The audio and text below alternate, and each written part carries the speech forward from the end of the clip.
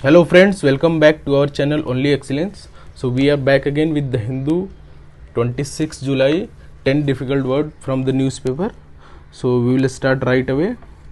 First word that we are going to discuss today is linger, Linger.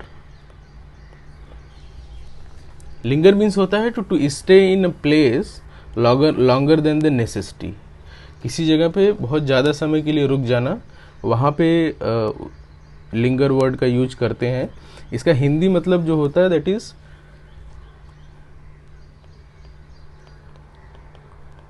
ठहरना या late करना, विलंब करना.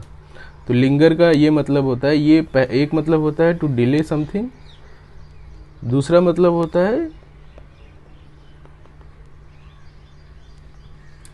स्लो इन डाइंग और स्लो इन डिसअपियरिंग. मतलब उस चीज़ को ख़त्म होने के लिए, डाई होने के लिए या डिसअपियर होने के लिए अगर ज़्यादा वक्त लगता है, वो एक ज़्यादा टाइम उसमें लगता है, तो वहाँ पे लिंगर वर्ड का यूज करते हैं. इसका इंग्लिश में सिमिलर वर्ड लिंगर का होता है persist, remain and stay. These are the similar word for linger in English. Opposite जो वर्ड होता है, अपोजिट वर्ड होता है टू लीव. यहाँ पे लिंगर मीन्स होता है ठहरना, अपोजिट वर्ड होगा इसका चले जाना, मीन्स लीव. तो ये याद रखिएगा, ये लिंगर का मतलब होता है. सेकेंड जो वर्ड है हमारा, लिंगर जो है ये वर्ब है. सेकेंड जो वर्ड है हमारा दैट इज वेदर. वेदर का लिटरल जो मीनिंग होता है हिंदी में, वो होता है मुरझाना या सूख जाना या नष्ट हो जाना. ये इसका मतलब होता है वेदर का, कि बिकम ड्राई और बिकम टू फेड अवे. ये वेदर का मतलब होता है. सिमिलर वर्ड इस इंग्लिश में अगर इसका आप बोलें तो डिमिनिश, फेड, FADE. ड्विंडल भी होता है किसका मतलब, DWINDLE. Diminish, fade, dwindle, this is similar word to wither. And opposite word अगर इसका बोलें वेदर का, तो अपोजिट वर्ड जो होगा दैट विल बी थ्राइव और फ्लरिश और ग्रो. ये अपोजिट वर्ड होगा वेदर का. मुरझाना, सूख जाना, अपोजिट जो वर्ड होगा उसका थ्राइव मीन्स और ग्रो करना. ओके, सो इसके बाद वाला जो वर्ड है हमारा दैट इज कम्बरसम. कम्बरसम होता है कि very large and very heavy, that's why it is very difficult to handle. Okay, Hindi अगर इसका मतलब बोलें, हिंदी मतलब होता है इसका बोझिल.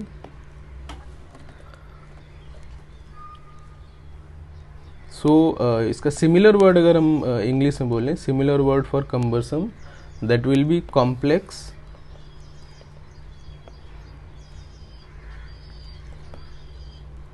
क्लमजी और unmanageable. Complex, clumsy, unmanageable. Opposite word अगर इसका बोलेंगे कम्बरसम का, दैट विल बी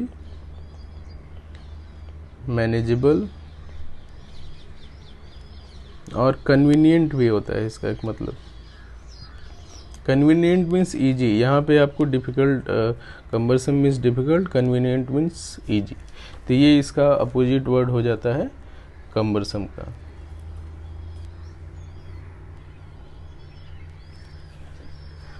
नेक्स्ट जो वर्ड है दैट इज एक्स्ट्रापोलेट.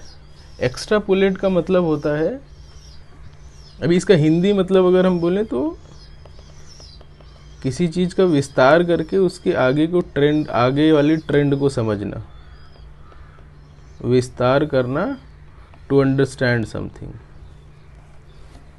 ओके, सो इसका जो मतलब होता है कि एग्जिस्टिंग जो ट्रेंड चल रहा है अगर किसी चीज़ में, उसी ट्रेंड को अगर आप कांस्टेंट मान के आगे आप एज्यूम करते हैं कि सिमिलर ट्रेंड आगे कंटिन्यू रहने वाला है, तो उस पर्टिकुलर सिचुएशन का आगे क्या इम्पैक्ट आएगा या आगे वो किस तरीके से बिहेव करेगा, उसको हम बोलते हैं टू एक्सट्रापुलेट समथिंग। जैसे आज की एग्जाम्पल के उसमें ले लीजिए कि जैसे आज कोरोना वायरस के केसेस अगर मान लीजिए एवरी 15 डेज में डबल हो रहे हैं, एवरी 15 डेज में केसेस आर बिकमिंग डबल। तो इस फॉर्मूले को यूज करके अगर आपको डिराइव करना है कि अगले 3rd मंथ में, मतलब आज से 90 डेज बाद केसेस की क्या सिचुएशन होगी, तो इस ट्रेंड को एक फार्मूला मान के अगर आप यहाँ पे कोई एक फिगर ले आते हैं तो उसको बोलते हैं टू एक्सट्रापुलेट समथिंग। हिंदी मतलब मैंने बताया आपका, विस्तार करके आगे की चीज़ को समझना। सिमिलर वर्ड अगर इसका इंग्लिश में बोलें एक्सट्रापुलेट का, similar word to derive something, और इन्फर INFER, डिराइव, इन्फर और make out. So derive, infer, make out, these are similar word for extrapolate. विस्तार करके उसके आगे की ट्रेंड को समझना, ये होता है एक्सट्रापुलेट। ओके, इसके बाद वाला जो वर्ड है हमारा that is caveat, CAVEAT। Caveat का हिंदी अगर मतलब बोलें तो एक होता है चेतावनी, या विरोध भी एक मतलब होता है इसका। सो किसी भी स्पेसिफिक सिचुएशन और लिमिटेशन को लेके अगर आप कोई वार्निंग देते हैं, कोई चेतावनी देते हैं, तो वहाँ पे इस वर्ड का यूज करते हैं हम कैविएट का। इंग्लिश जो सिमिलर वर्ड अगर इंग्लिश में आप बोलें कैविएट के सिनोनिम्स अगर इसको बोलें तो वार्निंग, कॉशन, वार्निंग, कॉशन, ये हो गया। एक रेड फ्लैग के उसमें भी यूज करते हैं इसका। सो रेड फ्लैग जो डिनोमिनेट करता है कि किसी चीज़ में अगर आप डेंजर का डेंजर को रिप्रेजेंट करना चाह रहे हैं, तो वहाँ ये बोलते हैं कि ये चीज़ में रेड फ्लैग है, तो वो भी एक सिमिलर वर्ड होता है कैविएट का।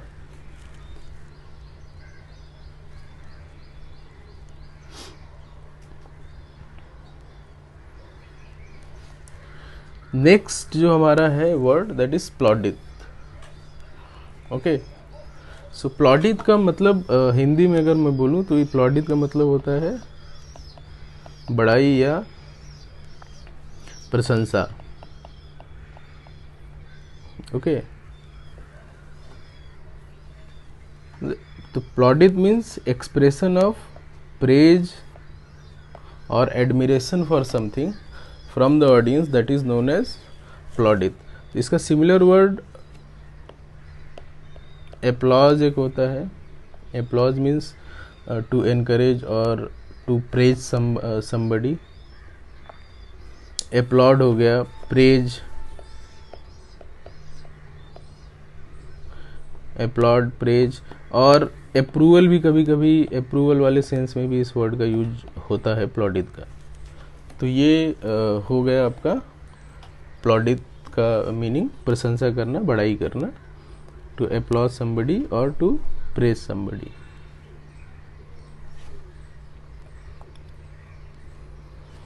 नेक्स्ट जो वर्ड है हमारा दैट इज प्रीसेंट। प्रीसेंट मतलब अगर हिंदी इसका मतलब बोलें तो कोई ऐसा आदमी जो फ्यूचर को प्रेडिक्ट कर सकता है, भविष्य ज्ञानी बोलिए, या पूर्वानुमान रखने की क्षमता, पूर्वानुमान करने की क्षमता जिसमें है उसको प्रेसेंट बोलते हैं हम। So having knowledge of something by which you can predict the future, तो उसमें ये मीनिंग होता है प्रेसेंट का। सिमिलर वर्ड अगर मैं इंग्लिश में बोलूँ तो प्रिडिक्टिव और फॉर सीइंग और फार साइटेड, ये इंग्लिश में सिमिलर वर्ड हैं प्रीसेंट के। भविष्य ज्ञान रखने वाला आदमी या आगे की पूर्वानुमान कर सकने वाला आदमी या पूर्वानुमान रखने की क्षमता जिसमें भी है, उसमें उस सेंस में इस वर्ड का यूज करते हैं प्रीसेंट का। Okay, so next word that is vulnerable. Vulnerable means होता है कि having expose to the possibility of being attacked or harmed.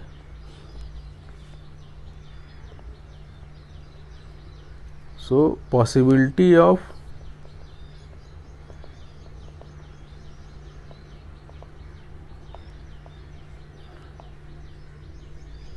being attacked or harmed वो होता है वल्नरेबल। अब ये फिजिकल भी हो सकता है, इमोशनल भी हो सकता है, तो दोनों सेंस में यूज करते हैं इस वर्ड का कि कोई भी अगर आसानी से जिसको घायल किया जा सके, फिजिकली, इमोशनली, मेंटली, कोई भी हो सकता है सिचुएशन, उस सेंस में हम वल्नरेबल वर्ड का यूज करते हैं। सिमिलर वर्ड अगर मैं बोलूँ इंग्लिश में, so that is at risk, unsafe और इंडेंजर्ड। एट रिस्क, अनसेफ और इंडेंजर्ड, ये सिमिलर वर्ड हो जाते हैं आपके वल्नरेबल के इंग्लिश में। अपोजिट वर्ड अगर बोलें so that will be invariable, invulnerable और रेजिलिएंट। इनवल्नरेबल एंड रेजिलिएंट, ये अपोजिट वर्ड हो जाते हैं आपके वल्नरेबल के। मतलब जो आसानी से जिसको घायल न किया जा सके उसको, वो होता है इनवल्नरेबल। ओके, सो नेक्स्ट जो वर्ड है हमारा that is augment.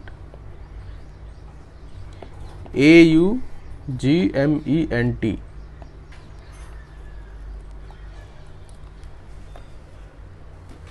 Augment Hindi मतलब होता है इसका बढ़ाना,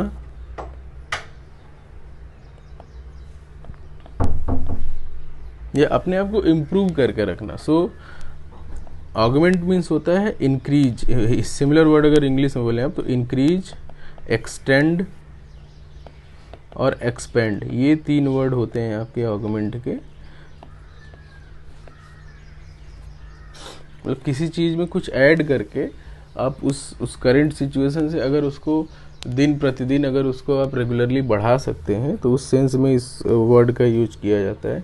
यहाँ पे जो रेफरेंस है वो केरला में जो कोविड टेस्टिंग का जो सिचुएशन है उसमें उस सेंस में यूज किया है कि गवर्नमेंट ने प्रोएक्टिवली उसको धीरे धीरे करके इतना एक सफिशिएंटली बढ़ा लिया है, इतना एक्सटेंड कर लिया अपनी टेस्टिंग फैसिलिटी कि वो इस रेट पे आज की डेट में कर पा रहे हैं। तो इस सेंस में इस वर्ड को यूज किया गया है। ओके, नेक्स्ट जो वर्ड है हमारा that is adequate. ADEQUATE। Adequate Hindi मतलब इसका अगर हम बोलें तो होता है पर्याप्त, और उचित वाले सेंस में भी इसको हम यूज करते हैं, पर्याप्त या उचित। सो इसका मतलब होता है कि उसकी जो क्वालिटी है या क्वांटिटी है, किसी चीज़ की क्वालिटी या क्वांटिटी अगर एक सफिशिएंट लेवल पे है तो वहाँ उसको हम बोलते हैं this is adequate in this quantity और क्वालिटी। सिमिलर वर्ड अगर आप बोले इंग्लिश में so that is sufficient, ample और enough. These are the similar word for adequate in English. Opposite word अगर इसका बोले एडिक्वेट का, इनसफिशिएंट और इनएडिक्वेट, ये अपोजिट वर्ड होता है एडिक्वेट का। सो ये रहा आज का सेशन हमारा। आप वीडियो को लाइक कीजिए, सब्सक्राइब कीजिए, शेयर कीजिए, और आपकी जो भी फीडबैक है आप शेयर कीजिए हमारे साथ। Thank you very much for watching us.